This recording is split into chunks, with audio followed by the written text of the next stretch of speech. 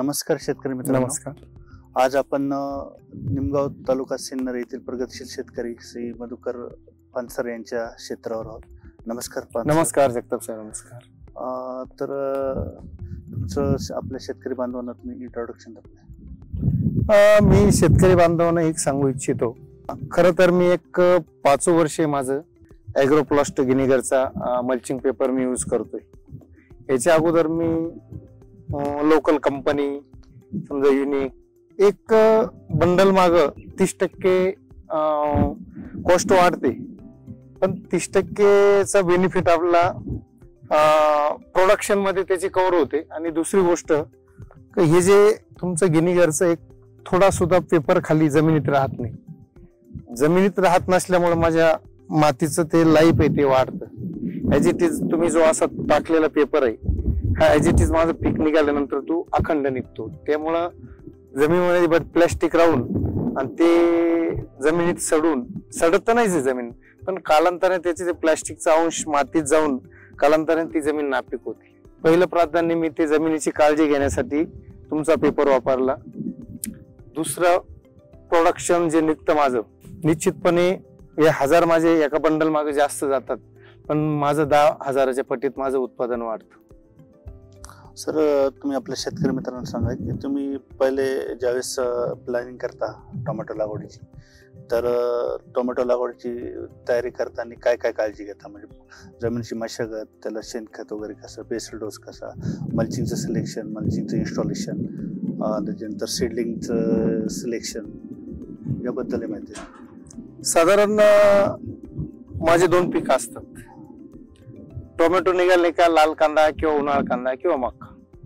2 पीक निघाल्यानंतर साधारण फेब्रुवारी मध्ये मी पहिली पलटी मारतो. त्याच्यानंतर एप्रिल मध्ये शेणखत टाकतो, परत एक पलटी मारतो. त्यानंतर परत कोंबड खत, त्यानंतर मी सरी ओढतो आणि आपल्या बेडवरती बेसल डोस टाकतो.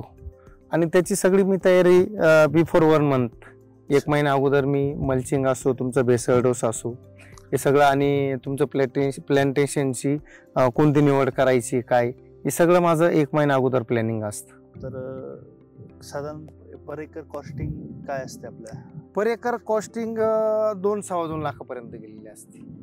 कारण तुमचं बाकीचे paper cost, labour cost, pesticide cost खूप वाढलेलं आहे.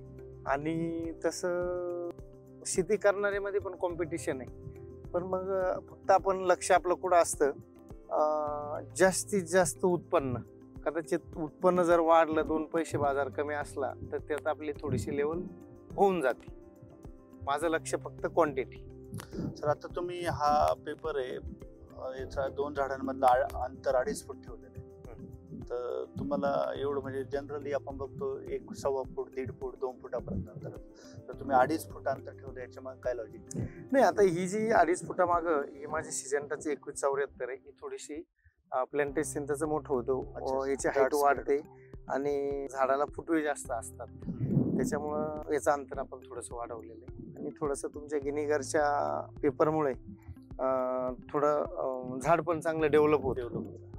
हा, झाड डेव्हलप असल्यामुळे मग थोडंसं आपल्याला पुढे पाऊस चालू असतो, रोगराईला बळी पडत नाही. सर आपल्या शेतकरी बांधवांना तुम्ही काय सजेशन द्याल? तर ॲग्रोप्लास्टचा पेपर का वापरला पाहिजे?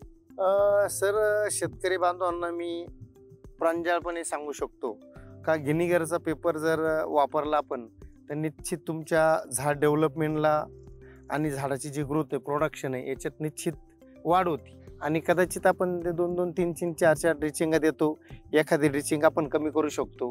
किंवा आपण जे लिक्विड खतं सोडतो 1-2 डोस तुम्ही कमी जरी सोडले तरी आपल्याला गिनीगरच्या पेपरमध्ये चांगला रिझल्ट आहे. म्हणजे आपण जी कॉस्ट म्हणतो इतर पेपरपेक्षा बंडल मागं 1000-1200 जास्त जातात, ते 1000-1200चं निश्चित प्रोडक्शन तुम्हाला 10,000च्या पटीत जास्त वाढू शकतं.